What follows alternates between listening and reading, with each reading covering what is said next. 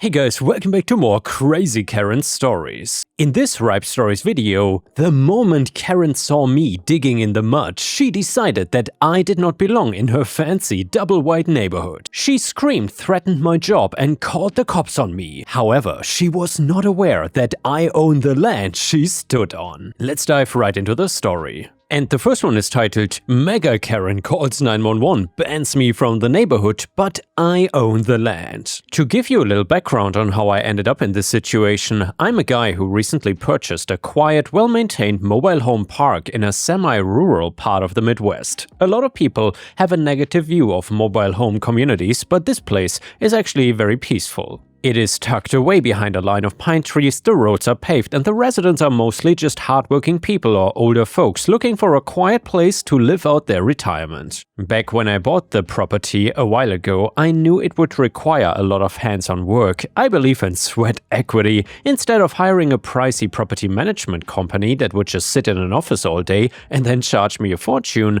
I do a lot of the general groundskeeping and maintenance myself. I handle the lawn care for the common areas, patch up the potholes in the asphalt, and deal with minor plumbing or electrical issues that pop up with the park infrastructure. Because of this, you will never see me walking around the property in nice clothes. I'm usually wearing work boots, a high-visibility vest over a plain t-shirt, and old jeans. I drive a simple work truck with some tools in the back. I don't really look like a guy who owns a rather expensive piece of commercial real estate. I just look like the maintenance guy, and I strongly prefer it that way. To be honest, it keeps people from bothering me with trivial complaints, and it allows me to keep a close eye on what is actually happening in the neighborhood. The business model for this park is pretty straightforward, but it comes with a specific setup that is important for this story. In my community, you can either rent an empty lot and pay to transport your own trailer onto the property, or you can buy a trailer that is already sitting there. I don't own the actual mobile homes.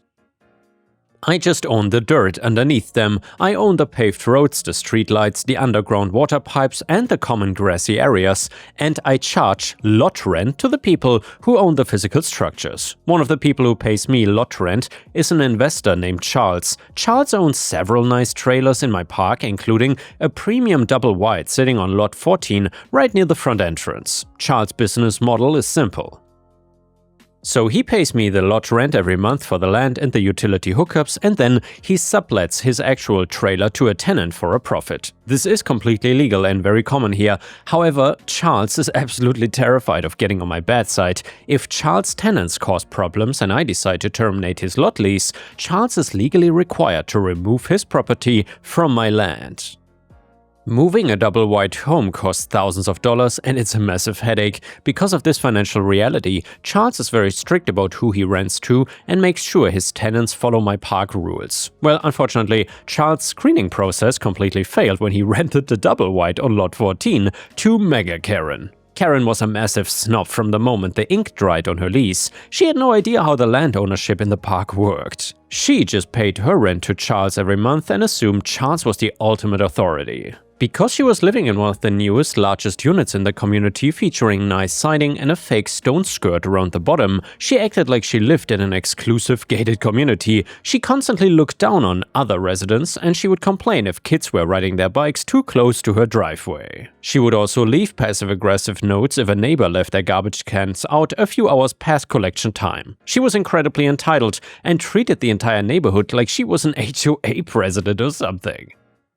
I heard about her behavior from various neighbors, but since she never caused any actual property damage, I stayed out of it and let Charles manage his tenant. Everything changed on the day of the major water leak. It was a blistering hot afternoon. The Midwest humidity was suffocating, and I was in my small office checking the park's utility meters when I noticed a massive sudden drop in water pressure on the main line. This usually means that a pipe has burst somewhere underground, so I jumped into my work truck and started driving slowly up and down the roads looking for any signs of flooding. It didn't take long to find the problem. The problem was Karen. Water was bubbling up through the grass right near the edge of the road in front of lot 14. I knew immediately that the main lateral valve feeding that section of the street had cracked, and before I could do any digging, I had to drive back out to the main street and completely shut off the water supply at the city meter to prevent the road from washing out. Once the water was shut off, I grabbed a shovel, a pipe wrench and some replacement PVC fittings for my truck. I started digging right on the property line between the paved street and the grass of lot 14. The ground was incredibly tough though, the leaking water had mixed with the thick dirt to create a dense, sticky clay. The sun was beating down on my neck. After about an hour of heavy, exhausting shoveling, I was covered in thick mud and dripping with sweat. However, I had successfully exposed a broken valve down in the trench, but residual water was still pooling at the bottom. I was knee-deep in the mud, completely focused on trying to get my wrench around the base of the pipe to remove the cracked fitting, but suddenly the front door of the premium double wide swung open with a loud bang. Karen marched out onto her front porch. She was wearing a very clean, expensive-looking outfit and holding a fancy iced coffee. She stomped down her wooden steps and marched right up to the edge of the grass, stopping just short of the mud. She crossed her arms and glared down at me. "Excuse me," she shouted loudly. "What exactly do you think you're doing, huh?" I paused, stood up straight in the trench, and wiped some sweat from my forehead with the back of my muddy arm. I kept my voice calm and professional. For now. "Hello, ma'am. There's a broken main water valve down here. I had to shut the street supply off and I need to get this broken piece replaced so we can get the water turned back on for the neighborhood." Karen looked at me with absolute disgust. She looked at my muddy boots, my dirty jeans, and my high-visibility vest. "I don't care about your little plumbing project," she snapped. "You're throwing filthy mud all over my landscaping stones. You are ruining my curb appeal. You're making my property look like a construction site. Pack up your tools right now and leave." I took a deep breath. I knew dealing with residents could be frustrating, but this was an emergency repair. "Ma'am, I really need to finish this," I explained calmly. "If I don't fix this valve, you and everyone else on this street will not have running water to shower or flush your toilets. I'm almost done digging, by the way." She pointed a manicured finger right at my face. Her voice grew louder and more shrill. "You listen to me, you glorified ditch digger," she sneered. "I know the owner of this house personally, and he's a very powerful landlord.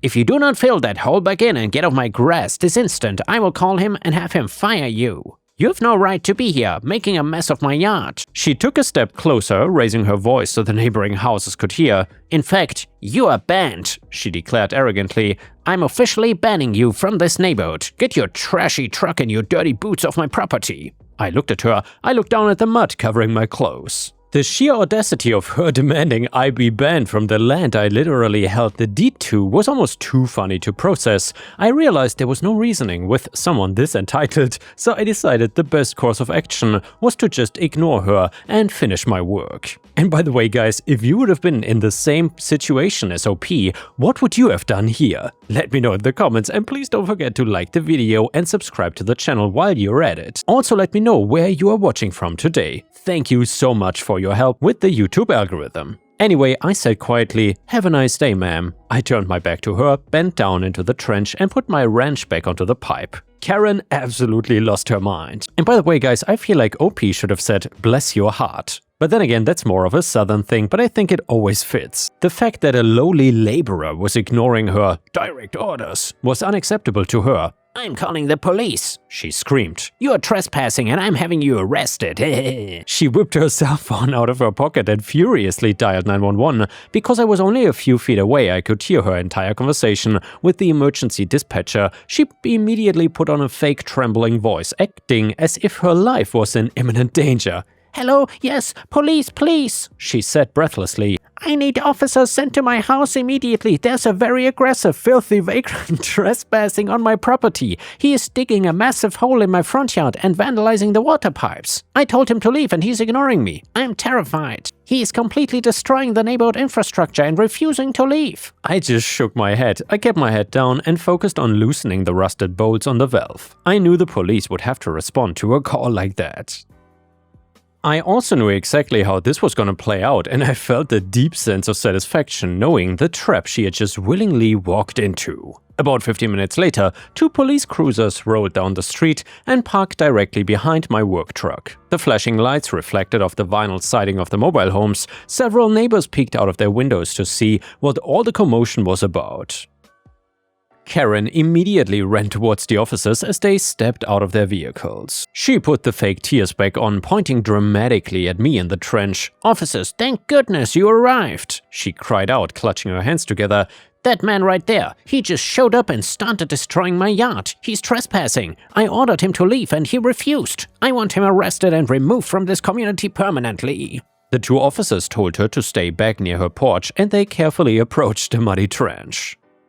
The taller officer rested his hand near his belt, assessing the situation. He looked at the hole, the pipe wrench, and my high-visibility vest. "Sir, I need you to set the tools down and step out of the hole, please," the taller officer instructed firmly. I let go of the wrench, wiped my hands on my jeans, and calmly climbed out of the mud. I made sure my hands were clearly visible the entire time. "Good afternoon, officers," I said politely. "I apologize for the confusion. My ID is in my back pocket. May I reach for it?" The officer nodded. I pulled out my wallet and handed him my driver's license. Then I pulled out my cell phone and unlocked it. "Officers, there's a misunderstanding here," I explained in a calm, even tone. "I'm the owner of this entire property, and I'm not trespassing. I was just performing some emergency utility maintenance on the water main because it cracked." I handed them all relevant documents they were asking for.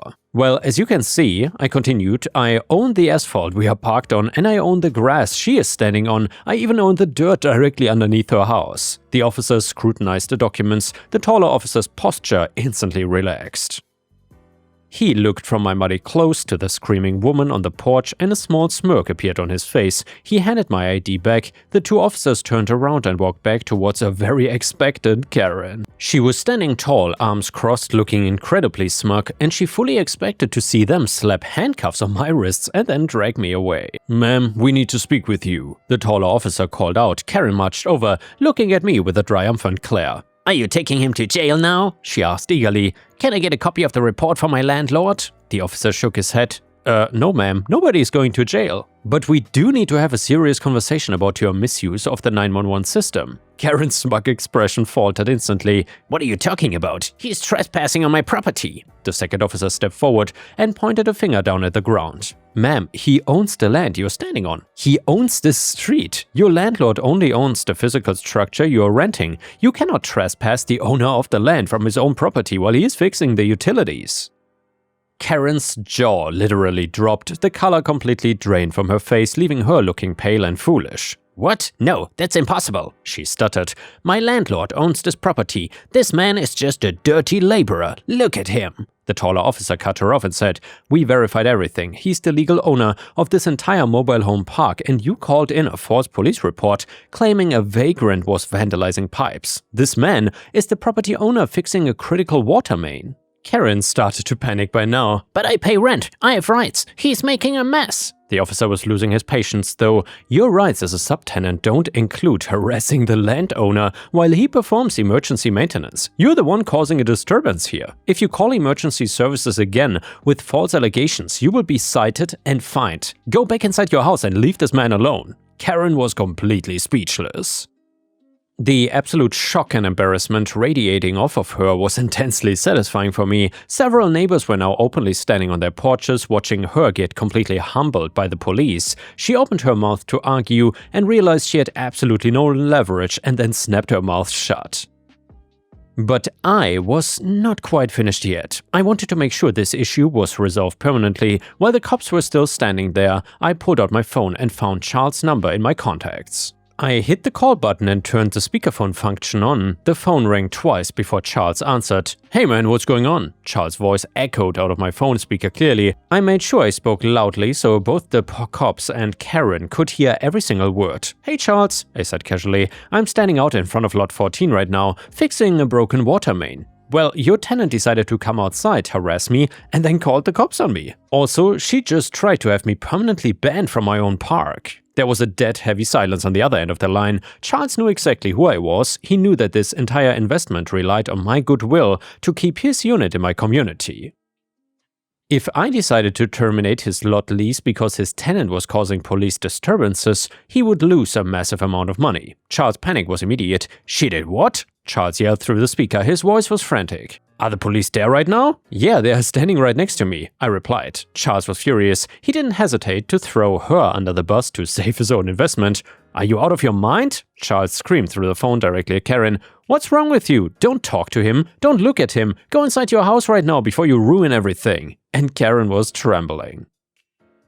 She looked at the phone in my hand, then at the stern faces of the cops, and finally at me. I just offered her a polite, quiet nod. Without saying another word, she turned around, hurried up her wooden porch steps, and slammed her front door shut. Charles was still apologizing profusely through the speakerphone, begging me not to terminate his lot lease. I told him we would discuss it later, and hung up. I thanked the officers for their time.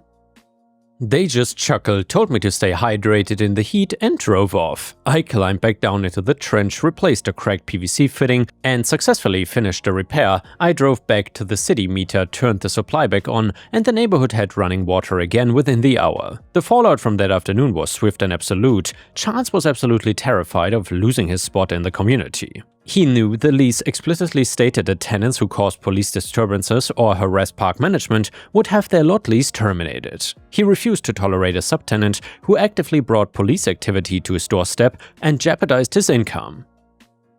The very next morning, Charles drove into the park. He marched up to Lot 14 and taped a formal 30-day cure or quit eviction notice directly onto Karen's front door. Karen went from trying to ban the owner of the land to getting herself legally banned from the property because she was too arrogant to understand the difference between renting a house and owning the land. She essentially called the cops to get herself evicted.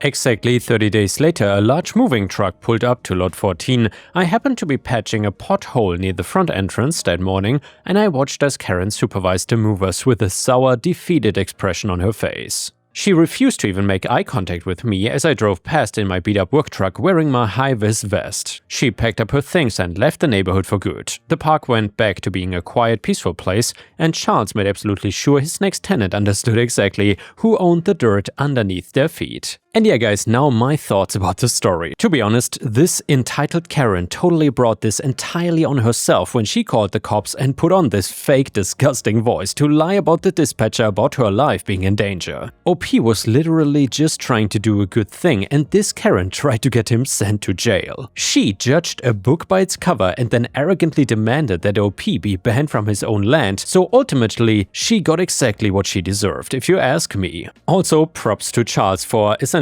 throwing her under the bus, if you can say that, to save his investment. I also wouldn't want entitled tenants like that, let me tell you. Anyway, now let's read some comments from Reddit. The first one says, anyone who weaponizes the 911 system by putting on a fake voice to get a worker arrested deserves exactly what they get. The sheer entitlement of trying to ban the literal landowner from the property is just hilarious. But then another Reddit comment said, Karen sounds like an absolute nightmare. Calling 911 on a utility worker and lying about being threatened is a massive waste of emergency resources and incredibly dangerous. However, I would say you went a little bit too far. You could have said, ma'am, I'm the property owner, this is an emergency, but you took it too far. You put her in a trap. You publicly humiliated her and you escalated the drama for no reason. Another Reddit comment said, you are the a-hole, and honestly, you sound like a massive power-tripping landlord. Yeah, she was rude, but you intentionally humiliated her in front of the entire neighborhood and the police.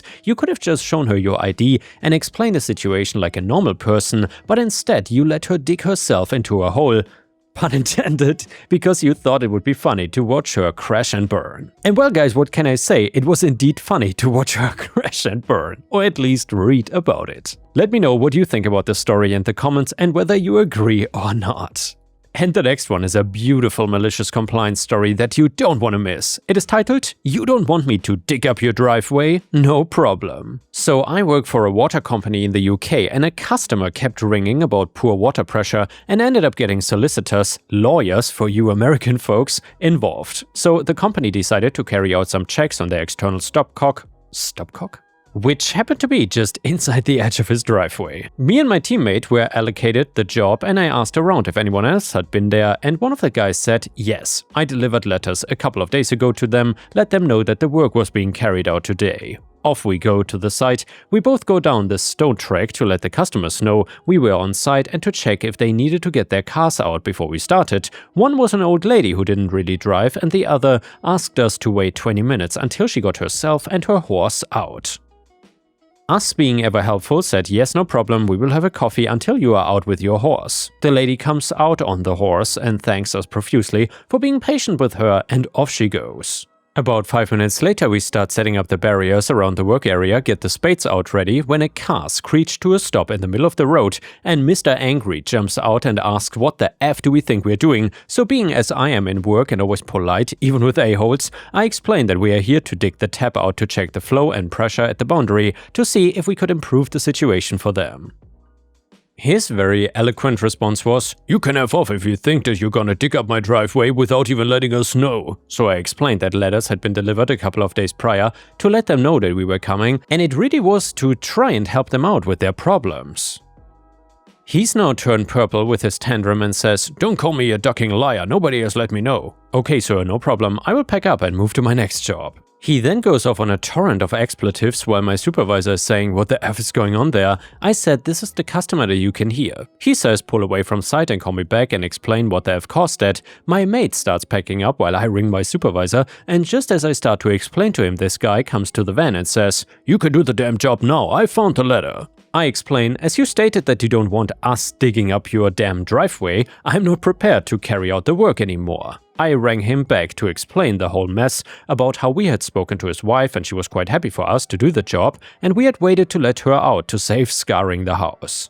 Well, needless to say, the job was abandoned, the free work we were gonna carry out didn't happen, and Mr. Angry had to pay someone about £5,000 to lay a new service when we could have resolved it for free by upsizing the existing pipes at the boundary for free. And the last one is another malicious compliance story, which is titled, "I mean it, stay out of the kitchen." Okay, if you say so. So for some context, I started working at McDonald's. It's a job. My job is primarily service, which means I'm bagging the orders, making drinks and boxing fries when the cook staff is busy, handle customers and cleaning. I worked there for 2 weeks now and I've been getting used to the flow of things. Today, my last hour during lunch rush, my manager told me to focus on customer orders, so when there was no more customers around, I went to the back to help and got told to get out and focus on customers. I told her there was no one and she said she didn't care, she needs me out there. So I stand by the register for 5 minutes and go back again and get told the same thing, but she's more forceful this time. "I mean it, you need to stay out there."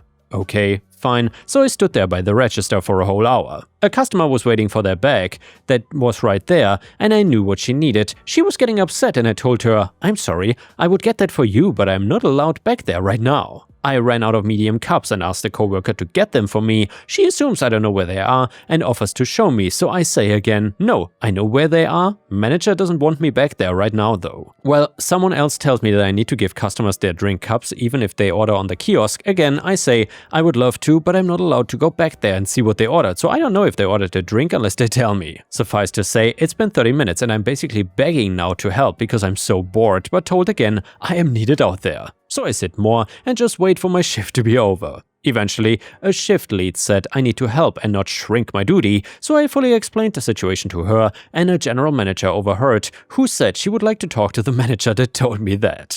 Moral of the story, my manager pulled me aside and apologized, saying she just felt overwhelmed, so that is why she kicked me out. And well guys, I gotta say, I mean, at least the manager apologized, which I didn't expect. That's not something you see every day. Thank you for watching, please don't forget to check out my playlist on the left, and I will see you again tomorrow.